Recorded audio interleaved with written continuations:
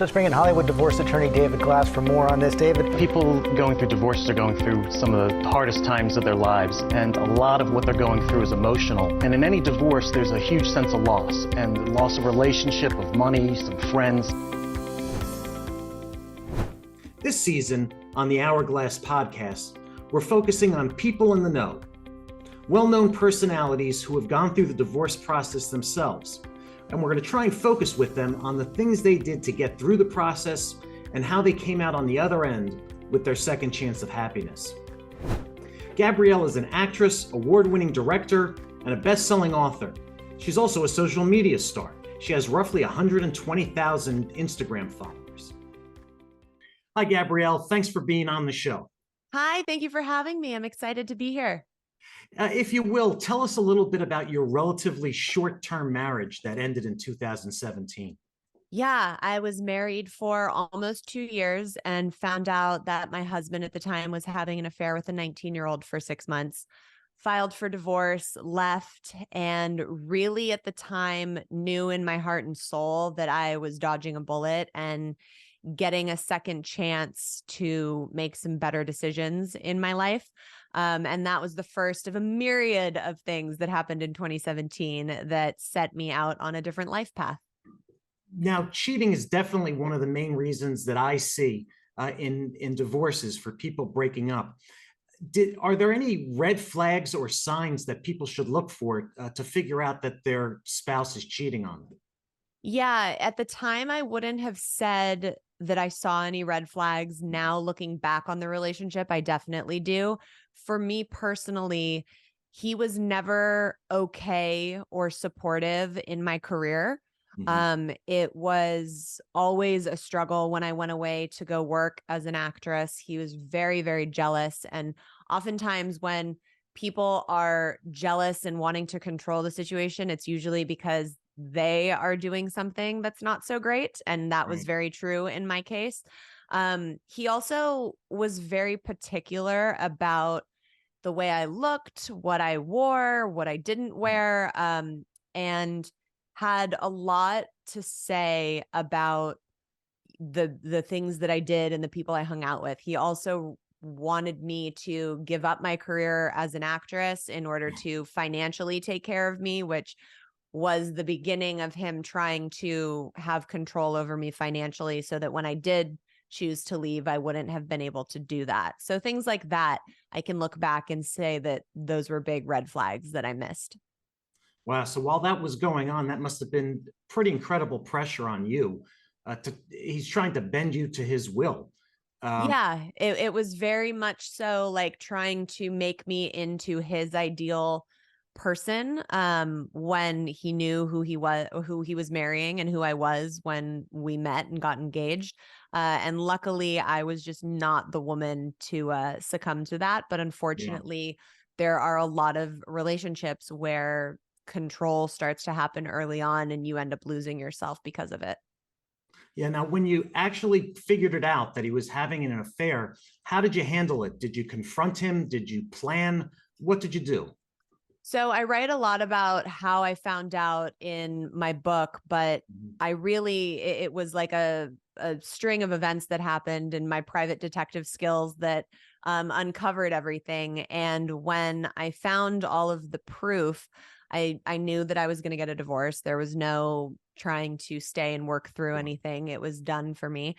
So I hired a lawyer. And when he came back from a 2-week work trip, which I then found out he had taken his girlfriend on, I had a process server that was waiting to hand him papers and basically was like, look, I know everything. And this is what's happening. And I handed him the papers. We had a really brief conversation. And then I drove away from the house knowing that I had just like completely dodged a bullet. Yeah, absolutely. And so how did you get through the process of the divorce? Was the process a long legal process or a short one? Were you able to reach any sort of agreements? How did it work for you?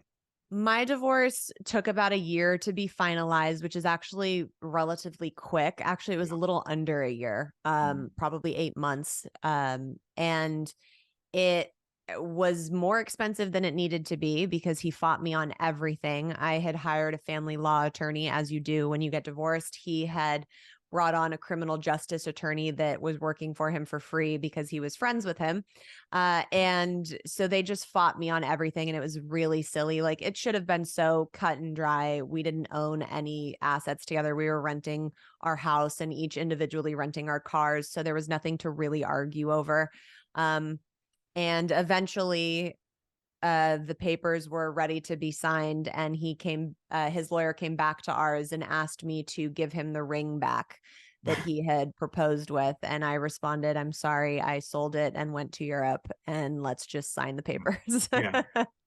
God, there's always one more thing when you're dealing with those types of people. Always. Is there anything else you'd like to add for our viewers who might be facing a cheating situation, suspecting it or confronting it right now? Yeah, like, know your worth and don't allow someone to manipulate what you know you should be doing. Like, don't stay in a situation just because you don't want to start over because you're scared to leave. I thank God all the time that this happened the way that it did. Once I found out about the cheating and left my marriage, I met someone shortly after that. We had this kind of whirlwind romance, and he invited me on a trip to Italy with him. 48 hours before we were getting on the plane, he told me he needed to go by himself and broke up with me. And I was absolutely devastated. He broke my heart like my ex-husband never could have done. But I decided to go on that trip solo, and I did 6 countries over the span of a month. And I wrote my book, Eat, Pray, FML, about it. And it completely changed my life and my career. So I can tell you that everything happens for a reason, even when you're being cheated on, and to know that it's not your fault. It's really the void within the person who's doing the cheating and their insecurity. It has nothing to do with you. And so tell us a little bit more about your first book, Eat, Pray, #FML. Yeah, so it's my journey of finding out about the cheating, meeting the man afterwards, and the solo trip that I took to Europe that really changed my life. And I think why it's done so well is it's really a fun read. It feels like you're binging a Netflix show, but at the same time, you're going on this healing journey with me. So you're getting all of these self-love healing tools that you can then heal with me as you read. So it's really been the best thing that I've ever been able to do in my life to help women and men around the world heal from heartbreak and grief, which is universal, and be able to do that while they're reading a really fun adventure. Yeah. So what are some of those tools that you suggest for people? So 2 of the main ones that I talk about in my book are the thought onion, which is my way of kind of like looking at your thoughts and seeing what's at the root cause of them so that you can change them in the future. And you look at it layered like an onion. And the first layer is the superficial thought that kind of comes like your knee-jerk reaction when you have a thought or a reaction to something that's happening to you. When you take a step back from that, underneath that is the authentic thought. And that's kind of like the ouch spot that was triggered by that initial reaction and like the emotion that sits under that. And underneath that is the subconscious thought. And when you can get to that, that's where the real like meat and potatoes is. Yeah. And that's usually a subconscious belief or something that's been with us for a very long time. And when you can get to that level of the thought, the subconscious thought, you're able to adjust and fix and heal things so that you can have a different reaction in the future. And then there's the self-love cocktail. When I was going on this journey, I knew that I needed to learn how to love myself. People are always saying you have to love yourself before you can love anyone else. And, loving yourself is the most important thing. And I was saying, okay, I'm ready to do that. Can anyone tell me how? And nobody could give me a step-by-step way of this is how you're supposed to love yourself. So I was searching and searching on this trip. And finally, when I came back, I realized what it was for me personally. And it's written in the epilogue of the first book. And it's called the Self-Love Cocktail. And basically you sit down and you write out a list of things that you're capable of giving yourself that you love, not that you need anyone else to do for you. So for me, that was meditating, creating, dancing, going to the gym, eating well, writing. And I would put that list on my mirror and I would commit to doing one of those things for myself every single day. And Yeah. after a while, I would start doing 2 things a day or 3 things a day. And before I knew it, I started feeling so much better because I was loving myself. And when people can realize that loving yourself is as simple as giving your soul the things it loves, it is a total game changer because now you have a tangible action list that you can do and show up for yourself every day. Wow. I mean, what you've just shared in a few minutes, the idea of the thought onion was probably a full year class in my graduate school 35 Right. years ago. And then even the last part, the love cocktail, really, really great advice for people to use to change their lives on a step-by-step basis. You can't jump right into it, but the way you describe building up to it, to feeling better, really outstanding. Thank you. Yeah, it's been a gift to not only take that trip and learn the things I learned on it, but then to be able to share it in a way that people are able to hear it, receive it, and resonate with it has been a really great gift in my life. Yeah. Now, so tell us more about your more recent book, "The Ridiculous Misadventures of a Single Girl." So after I released Eat, Pray, FML, I quickly found out that people wanted to know what happened after Europe when I came home. Right. So I eventually wrote the sequel, which is The Ridiculous Misadventures of a Single Girl. It picks up exactly where Eat, Pray, FML leaves off, and it spans 2 years of my life after I come home from Europe. So it's kind of like the completion of that journey. And it's got a lot of chaos still, a lot of wild adventures. I take another solo trip, this one by choice.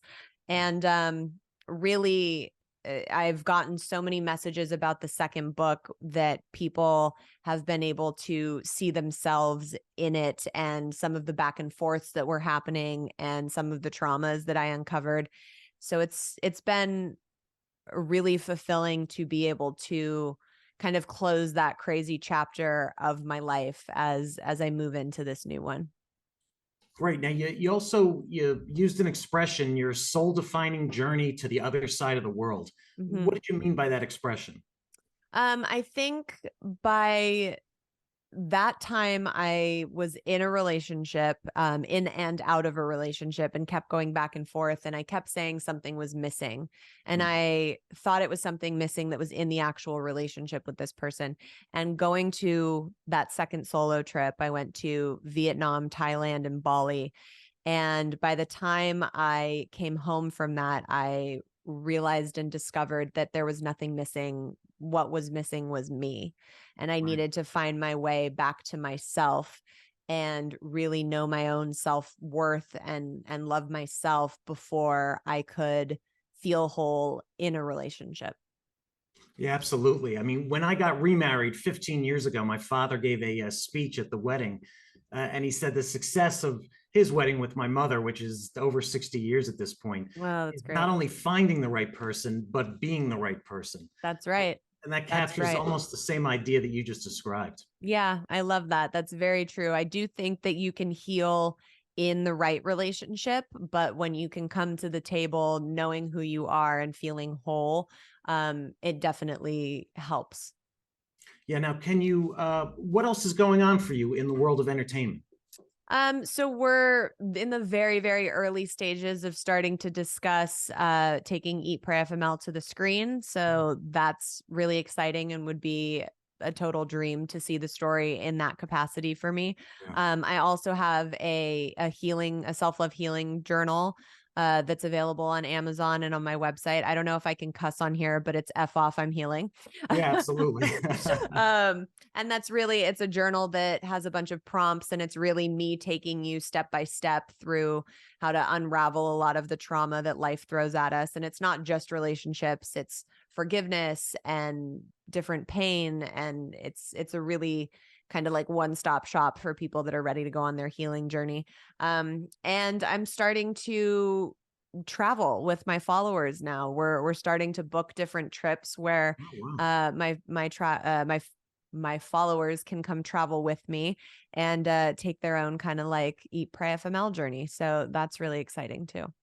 Amazing. A lot of transformative work being done. Yeah, all fun stuff, all good stuff. And I just gave birth to my son.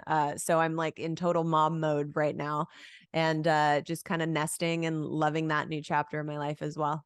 Well, congratulations on that. My Thank next you. question was, I understand you're now remarried. Yes. Who are you married to, and how are things going? I'm married to a wonderful man who people came to love by reading my second book, because he was the one that I was back and forth between. So spoiler alert, I end up wildly happy. But we have been together for 5 years now. And my son was born 13 weeks ago, and Wow. it's been incredible to experience that new chapter with him. And he's so wonderful and so supportive. And it's been really awesome to see how many of my readers have come to love him by reading the second book and by hearing him on my podcast. So it's all in the family now. Yeah. Now, taking a half step back, how did you make sure that your husband, when you met him and you were dating him and you were getting serious with him, was the right guy for you? I really took my time. We were friends for 2 months before anything else ever transpired. And like I said, he came into my life when I was very not healed. So there was a lot of back and forth and a lot of me second guessing things. But I feel really strongly that relationships are mirrors and they come into our life for a purpose. And that's either to learn a bunch of lessons and move on to a different person, or to really heal and grow and change with that person. And he very much so was that mirror for me. And we were able to heal a lot of things individually that then helped us grow together as a couple. But I mean, now looking back on it, to ever think that I questioned if he was the right person for me is absolutely crazy. Right. Again, the hindsight's always 2020. Always. At a failed relationship, or looking back at a successful relationship. Right. Every time. And, like I get a lot of DMs from my readers that are asking, how did you have the strength to get into a new relationship? And weren't you so scarred from the first two that kind of like blew up in your face? And I always say, two things are going to happen when you get into a relationship. Either you're going to be wildly happy and in love, or you're going to get your heart broken, and it's going to teach you a lot of lessons, and you're going to grow into the person who is going to attract that wonderful human that you want to be with. And both of those are well worth it. So you might as well take the jump.